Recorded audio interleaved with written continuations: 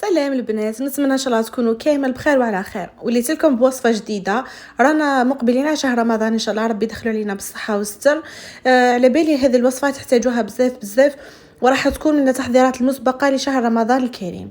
راح نديروا مع بعضنا ان شاء الله العجينه المورقه. كان طلبتها لي صديقه عزيزه عليا بزاف بزاف، قالت لي راني سيت قداه من وصفه بصح ما نجحت ليش. شغل طلبتها مني وانا لبيت لها طلب. نتمنى ان شاء الله سهيله اختي تكوني تشوفي في الفيديو هذا، ان شاء الله يا ربي تجربيها وتستفادي منها. كيما راكم تشوفوا درت لكم وصفه تاع العجينه المورقه وخدمنا بها لي ماهوشون. تبعوني حتى للاخير، راح نمد لكم الفيديو هذا، راح يكونوا فيه بزاف معلومات. العجينه المورقه يعني مقاديرها كامل كيف كيف، الفرق فيها هو في طريقه التحضير تاعها. نتمنى ان شاء الله تبعوا الفيديو حتى للاخير، تبعوا خطوه بخطوه، تسمعوا كامل النصائح، وباذن الله راح تحصلوا على اروع عجينه مورقه.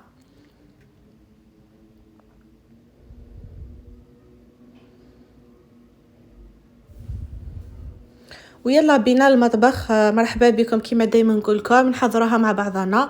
لهنا عندي رطل تاع فرينه. العجينه المورقه الفرينه تلعب دور كبير كبير كبير في نجاح تاعها. انا كنت سيتها بعده انواع تاع فرينه، بصح هذه مدت لي نتيجه احسن. انا درت السيم تاع 5 كيلو، ضفت لها عندي 500 غرام مارغري، عندي 500 غرام فرينه، عندي ملعقه تاع ملح، وعندي ملعقه سكر، عندي 2 ملاعق خل، معليش الاحمر ولا الابيض ما يهمش، وعندي 2 ملاعق خل و2 ملاعق زيت. سامحوني باسكو الفيديو راح يكون شويه طويل معمر بالافكار. نتمنى ان شاء الله من ننسى حتى حاجه. انا نحب نفيدكم بكل صغيره وكبيره في الوصفه. كما قلت لكم 500 غرام فرينه، ملعقه ملح، ملعقه صغيره سكر، 2 ملاعق خل، 2 ملاعق زيت، ونبداو الان نلمو فيها بالماء، الماء عادي. لهنا القوام تاع العجينه ما راحش يكون يابس بزاف يغبنكم باش تحلوها، وما راحش تكون جاريه بزاف راح تخرج لكم الزبده كي ديروها من بعد. راح يكون القوام تاعها عادي جدا. انا الاناء جاني صغير، حبطها فوق طاوله العمل، وراكم تشوفوا دوك نلمها فقط ما نعجنهاش، باسكو من بعد كي نكون نحل فيها هذاك راهو يعتبر عجن ثاني. شوفوني لهنا لميتها فقط وخليتها استراحت حوالي ربع ساعه.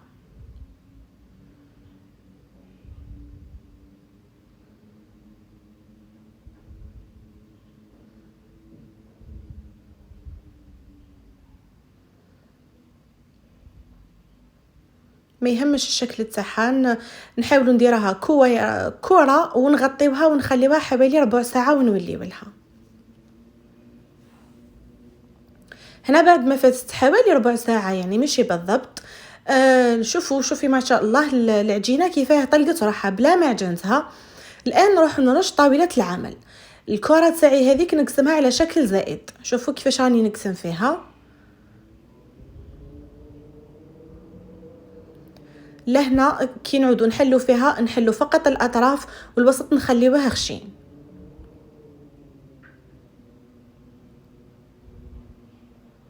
الاطراف حلوهم على قد ما تقدروا، والوسط خليوه خشين.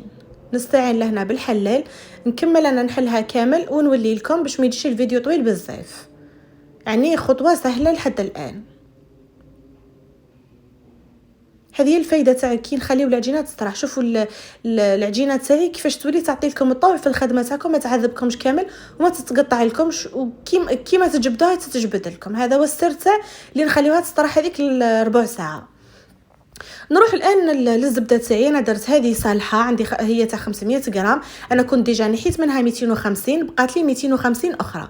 نديرها بين زوج ورق طهي ولا واش حبيتو، ونضربها الان بالمضرب. لهنا لازم لازم لازم ضروري جدا الزبده تاعكم تطرى. اول حاجه لازم تكونوا جبدتوها ليله من قبل من الثلاجه، باسكو لازم تكون بدرجه حراره الغرفه، سينو راح تغبنكم وراح تقطع لكم العجين. كما قلت لكم تجبدوها من قبل بنهار كامل ولا 24 ساعه. ثانيا كما قلت لكم نخبطوها مليح مليح. شوفوا كيفاش عاودت طبقتها على شكل مربع، وعاودت فتحتها للمره الثانيه. ولا كان شتوها وكان الجو عندكم شويه بارد، ما طرات لكمش روحوا لها حتى للمره الثالثه. انا كانت عندي سخانه سما درتها زوج مرات. لحد الساعه راهو كلش واضح. نعاود نطبقها كيما كانت على شكل مربع. شوفوا ميم الشكل ميم اللون تاعها عفوا تلقاوه بياض. شوفوا كيفاش راهي طريه. لهنا ماهيش راح تغبني فوق العجينه، ماهيش راح تقطعها لي. شوفوا العجينه تاعي بعد ما حليتها كامل، نروح نحط الان هذيك الزبده تاعي نحطها في الوسط. زبده التوريق نحطها في الوسط.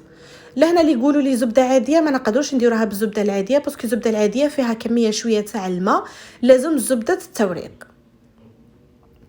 راكم تشوفوا الصوره كيفاش راني نطبق فيها.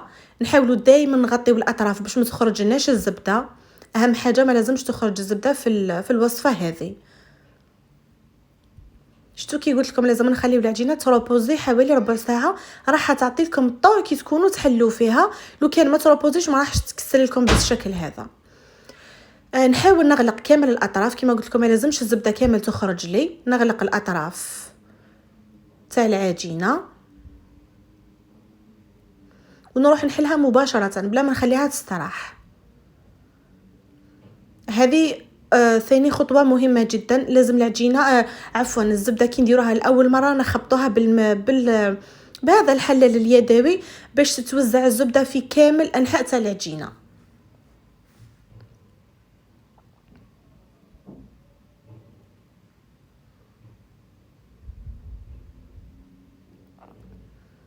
ونحل من الوسط ونروح للجهه، ومن بعد من الوسط نهبط للجهه الاخرى.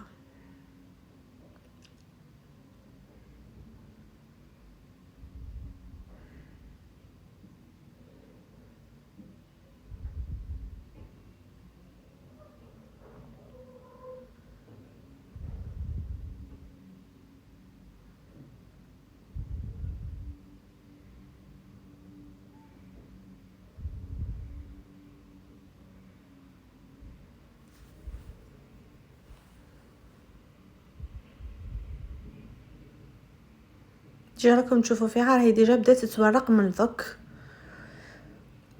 نروح الان نحدد الوسط تاع العجينه تاعي ونبدا ندير لو تور دوبلي تاعنا الاول.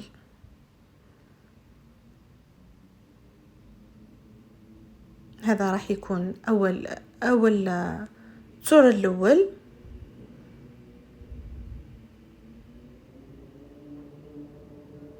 وثانيا ما نلصقوهمش في بعضهم باش كي نطبقوها للمره الثانيه ما يجيوش العجينه راكبه فوق بعضها. لازم هكذا نخليو مسافه بيناتهم. دائما نغلقوها على شكل كتاب. الجهه اليمنى هي اللي نغلقوا عليها، ومن بعد نكملوا بقيه كي نكملوا من بعد لازم كامل يكونوا على الجهه اليمنى. لهنا بلا ما نخليها ثاني تستراح نروح نحلها مباشره. شتو الطريقه اللي راني ندير فيها هكذا باش تمشي لي الزبده لداخل العجينه بطريقه متساويه. خبطها شويه بالحلال ومن بعد نبدا نحل فيها.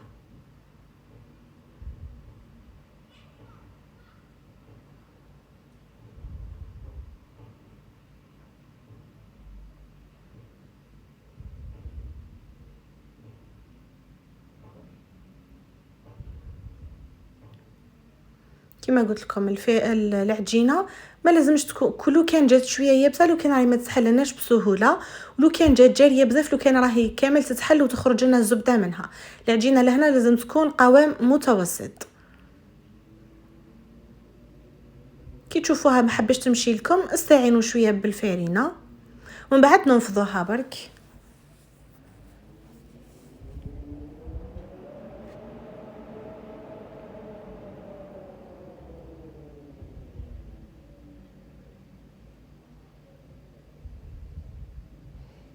سمحوا لي بلا كان عاد الفيديو شويه طويل، بصح العجينه المورقه هي السهل الممتنع. هي تشوفوها مقاديرها بسيطه جدا بصح فيها تقنيات في الخدمه تاعها.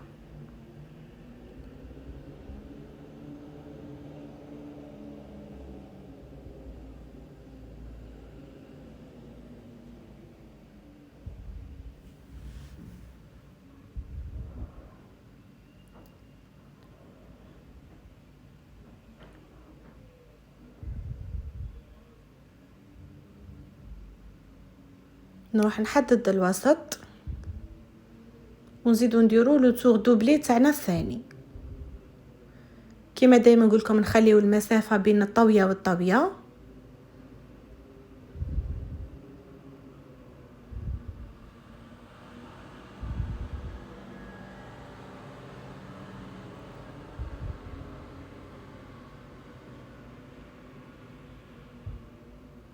ونسكرها كما قلنا على الجهه اليمنى على شكل كتاب. لهنا رانا درنا زوج. لهنا في المرحله هذه ندخلها للثلاجه ونخليها تستراح حوالي 10 حتى ل 4 ساعه اخرى. نولي ولها يعني لهنا اللي يكون مزروب يقدر يستغنى على هذه، اللي يكون عنده الوقت يخليها تستراح، راح تجي العمليه سهله كامل. هذو هما راح يكونوا زوج ادوار ثانيين ونكملوها. سمع لي عنده الوقت يخليها تزيد تستراح حوالي 10 حتى ل 4 ساعه ويكمل يخدم بها. انا دخلتها وعاودت جبتها ونعاود نحلها كيما راكم تشوفوا. نخبط العجين باش كيما دائما نقول لكم باش الزبده تاعي تمشي لي بطريقه متساويه. ومن بعد من الوسط ونروح للجهه العلويه، من الوسط ونجي للجهه السفليه. دوكا راكم تشوفوا باللي الوجه تاع العجينه ولا املس بارابور للدورات الاولين، باسكو العجينه لهنا راهي تتحل وميم طون راهي تتعجن.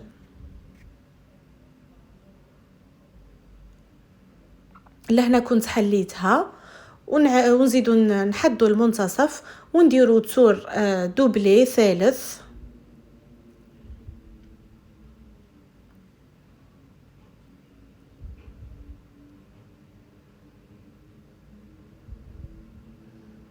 وغلقته كما قلنا على الجهه اليمنى. هنا عندي 3 تور دوبلي، وهذا هو اللي راح يكون الاخر. من بعد الاخر راح يكون تور سامبل.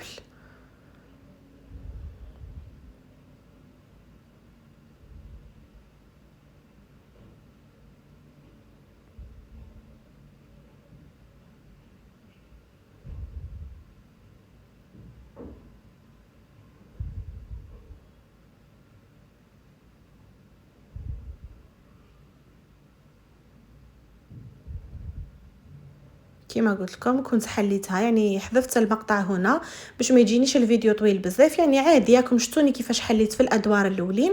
وهذا هو التور سامبل اللي قلت لكم عليه، نطويوها على 3. ولا هنا تكون العجينه تاعي واجده. حبيتوا تستعملوها مباشره تستعملوها يعني بلا ما تدخلوها للثلاجه، حبيتوا تكونجليوها اقسموها كيما حبيتوا وكنديروها في فيلم غذائي وكونجليوها.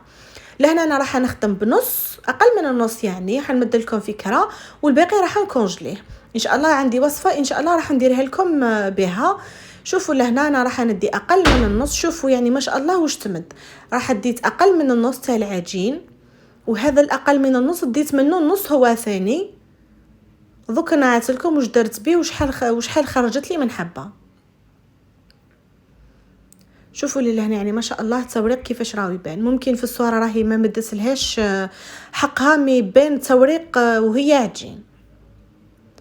نروح كيما قلت لكم انا نص كنت خبيته درته في فيلم غذائي ودرته في ساشي وخبيته في الكونجيلاتور. والربع الاخر يعني ديت ربع برك، النصف هذاك قسمته على نص. دوك نحلو ونخدموا به لي مونشو.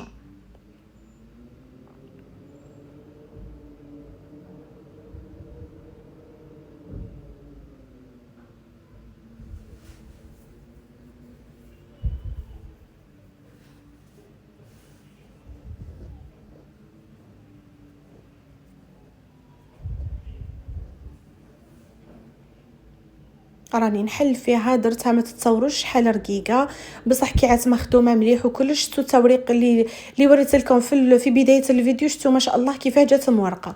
راني حليتها يعني حتى انا تشوكيت شغل، ما كنتش متوقعه بلي راح تعطيني هذيك النتيجه، باسكو حليتها شوي بزياده. مي ما شاء الله كانت وصفه ناجحه مليار بالمئة. كما قلت لكم حليتها لهنا وراح نحشيها الان غير بالجبن برك.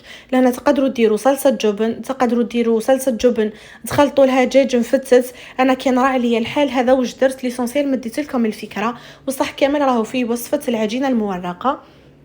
كيما شفتوا لهنا حطيت شويه تاع جبن للطلي، زدت له شويه تاع جبن مبشور وغلقت عليه. هذه اللي هنا تحتاجوها في رمضان، بديل تاع البوراك. يكون ما عندهاش الوقت ولا تجبد، تحلها دير شويه تاع فخاماج وتلوحها في الفور طيب. ندهن لهنا الحافه، ضروري جدا ندهنوها بالبيض باش ما تتحللناش. لهنا درت بيضه وخفقتها، دوك نحتاجها نطلي بها من الفوق ونسكر بها ثاني. شوفوا يعني العجينه راكم تشوفوا فيها باللي راهي رقيقه، استغفر الله، راهي رقيقه لواحد الدرجه ما تتصوروهاش، بصح كي عات الوصفه ناجحه تورقت. لهنا ما ضروري جدا ما نضغطوش عليها باش نعطيو لها باش نخليو لها البلاصه باش تتنفخ. ولا هنا كنت قطعتهم، لهنا داروا لي 8 حبات، يعني ما شاء الله الربع تاع الكميه هذيك دارت لي 8 حبات. طليتهم بالبيض ودخلتهم للفور. لهنا ملاحظه جدا، الفور لازم يكون سخون لاعلى درجه، نلوحوا فيه لي مونشون تاعنا ولا العجينه المورقه ايا كانت. 5 دقائق ولا 7 دقائق الاولين لازم تكونوا زايدين له للاخر باه العجينه هذيك تتورق. ومن بعد تنقصوا له كي تشوفوها بدات تتورق شويه، تنقصوا له وتخليوها طيب في غرضها باش تطيب لكم من داخل وتم تتورق. بصح 5 ولا 7 دقائق الاولين ضروري جدا الفور تاعكم يكون لاعلى درجه ويكون مسخن من قبل مليح مليح.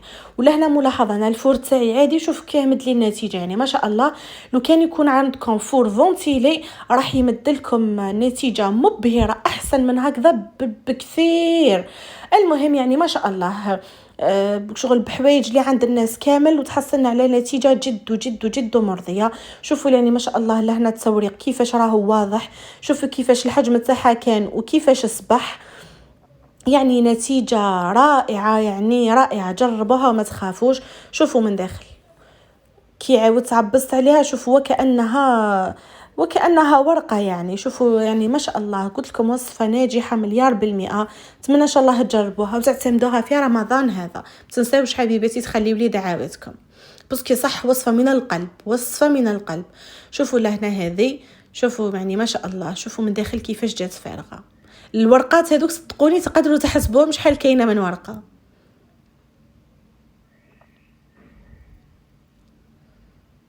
وحبيبتي سهيله نقولها ان شاء الله يا ربي اختي تكوني ان شاء الله تجربي هذه الوصفه هذه المره هذه وتنجحي فيها باذن الله. يعني تبعيني وباذن الله يعني نقولها يعني شكرا على الثقه اللي دارتها فيا وشغل قالت لي راني جربت شحال من وصفه وما صلحوليش. ان شاء الله يا ربي تجربي حبيبتي هذه الوصفه وباذن الله راح تنجحي فيها وتشاركي يعني تجربتك مع بقيه المشتركات. واش راح نقول لكم الى فيديو اخر، نقول لكم تهلاو في رواحكم، ربي ان شاء الله يدخل علينا رمضان بالصحه والستر، واستنوني في وصفات اخرى باذن الله، ومع السلامه في فيديو اخر ان شاء الله. حبيباتي ما تنساوش تخليوا لي جيم، تخليوا لي تعليق يحفزني بزاف بزاف.